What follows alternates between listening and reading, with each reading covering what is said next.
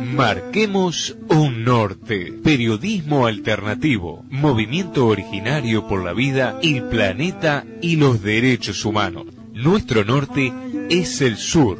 Conduce Ricardo Silva.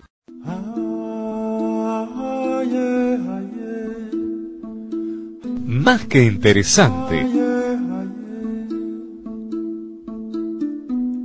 Información alternativa, ciencia, realidades, lo que no se difunde.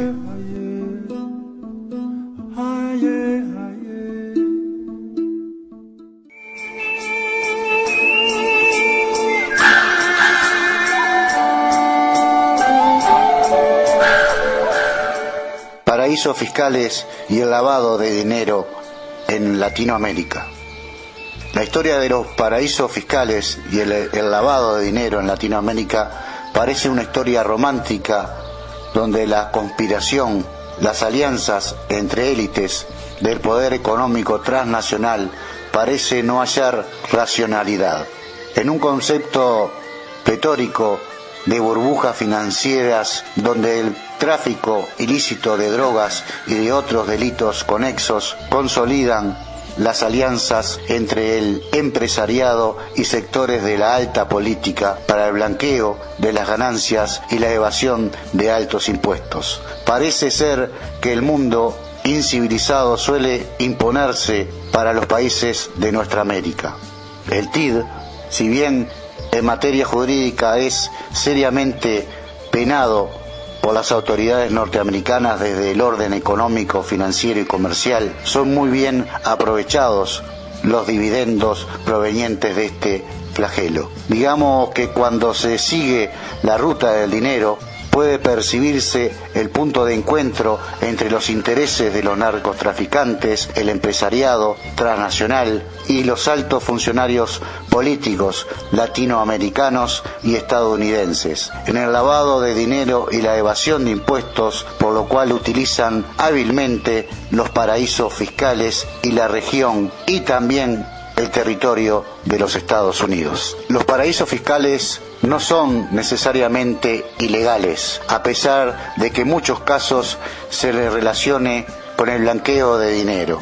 La fuga de capitales o la evasión de impuestos ciertamente se puede obtener ventajas sin cometer ningún delito, aunque normalmente dejen mucho que desear. Existen también un problema ético, aunque no deja de ser legal, cuanto los ciudadanos o empresas trasladan sus capitales hacia otros países, en aras de evitar los altos impuestos en su país de origen. El dinero negro puede derivarse tanto de actividades económicas ilícitas como de aquel que no se declara en Hacienda, tanto para la evasión de la justicia en términos criminales como la evasión de altos impuestos.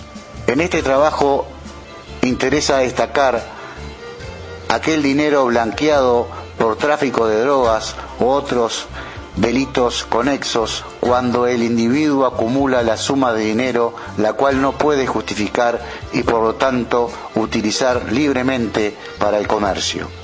Desde la época de Al Capone, el crimen organizado utiliza esta terminología, cuyo término de blanqueado de dinero o lavado se originó cuando dicho gángster adquirió una cadena de lavandería para legitimizar la procedencia de su dinero con un negocio de segunda, el cual evidentemente no era el fruto de sus grandes riquezas, pero sí un cauce por donde legitimar algunos de sus fondos. Actualmente es muy común la inversión del sector turístico, sobre todo en la construcción.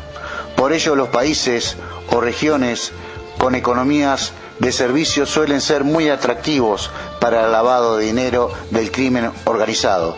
Sin embargo, en las listas de la OCDE nunca se reconoce este tipo de actividades en los países del primer mundo, tales el caso de los Estados Unidos, donde existen varios estados donde es clásico el lavado de dinero.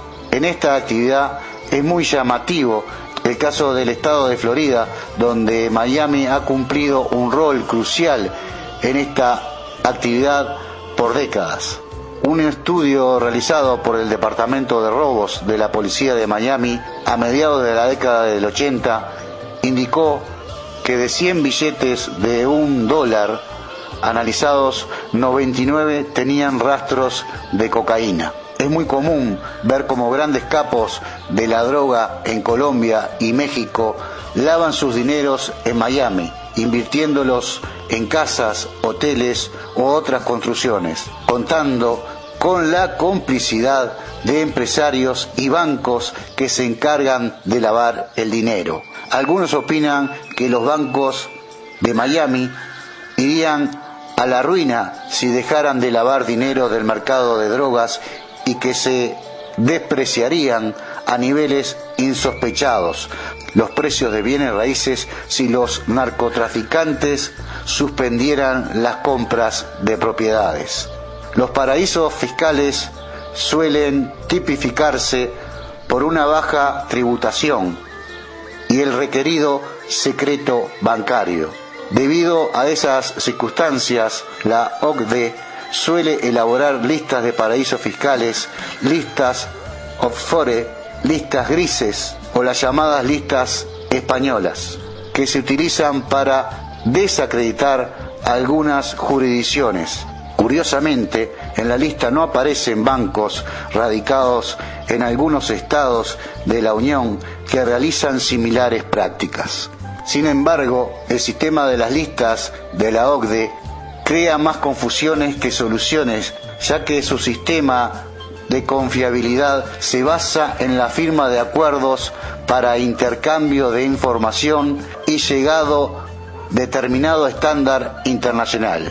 Es eliminado de las listas de paraísos fiscales, cuando en la práctica puede seguirlo siendo. El fraude fiscal de los paraísos hacen posible afectar las políticas sociales, producto de la evasión de impuestos de la cual se supone salen parte de los fondos para ese tipo de medidas. Desde ese punto se puede comprender cómo la evasión de impuestos que alimentan el lavado de dinero y a los paraísos fiscales afectan directamente a un sector más sensible e importante de la sociedad como la clase media, tanto por su influencia política como por su estatus de paradigma de vida político, cultural y económico al interior de las sociedades.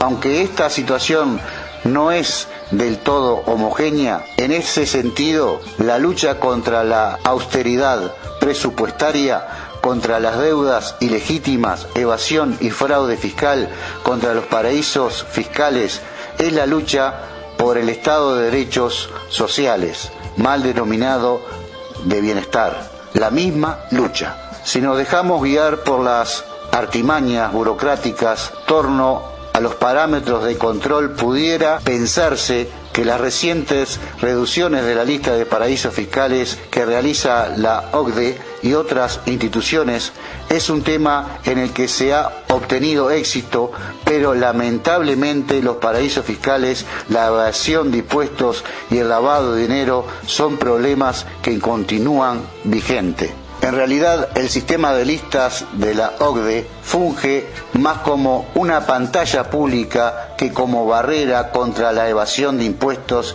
y el lavado de dinero, ensombreciendo la realidad a través de una condena pública a un derecho que evidentemente no se resuelve aún a nivel global y mucho menos en el continente americano, sumergido en grandes fratricidas entre narcotraficantes y el gobierno norteamericano, que vienen a constituir otra prueba pervivencia de los fenómenos del lavado de dinero y de los paraísos fiscales en la región, estremecida por la oleada de violencia con que operan los cárteles de la droga.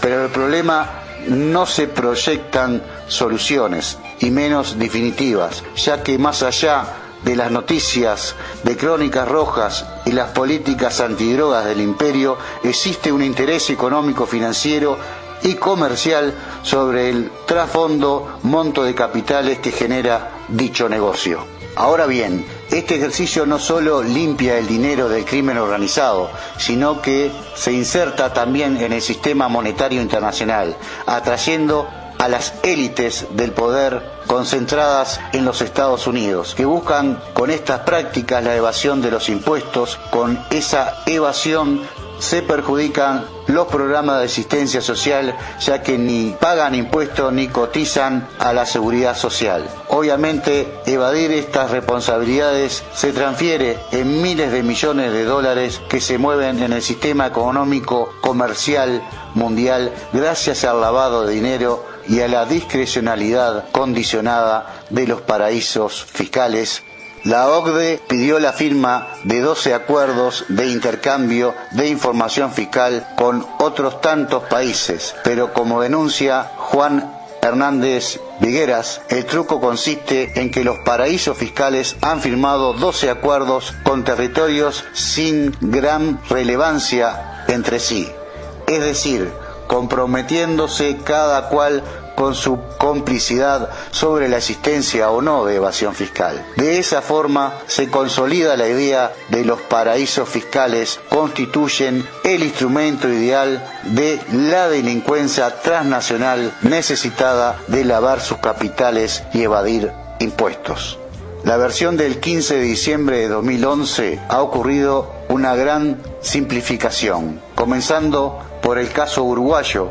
Finalmente, para la OCDE, Uruguay ha dejado de ser paraíso fiscal, cumpliendo con una serie de acuerdos que le posibilitaban, al menos en lo formal, salir de la angustiosa lista de paraísos fiscales, elaborada por esa organización. La firma de 7 nuevos acuerdos de intercambio de información eleva el número de convenios del país a 18, cuando los requeridos son solo 12. Esto son 6 acuerdos más de los requeridos fueron suficientes para considerar transparente sus transacciones y por tanto eliminarlo de la lista gris, donde Uruguay estaba en la categoría de otros centros financieros. Gracias a estos requisitos burocráticos, algunas de las jurisdicciones más clásicas, como las Islas Vírgenes Británicas, Antillas, Bahamas, entre otras, fueron sacadas de la lista gris. De este modo, para los primeros días del 2012, solo constituían las listas 2 países. La ONU además también creó el llamado Grupo de Otros Centros Financieros, el 15 de diciembre de 2011.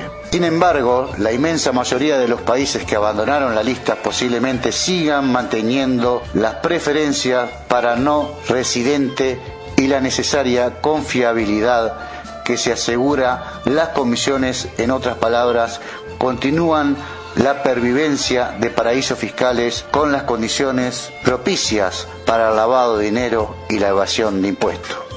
Como ven, se manejan maniobras diferentes y existen unas listas que existen países y de repente desaparecen con unos pocos acuerdos, como el caso de nuestro país, Uruguay.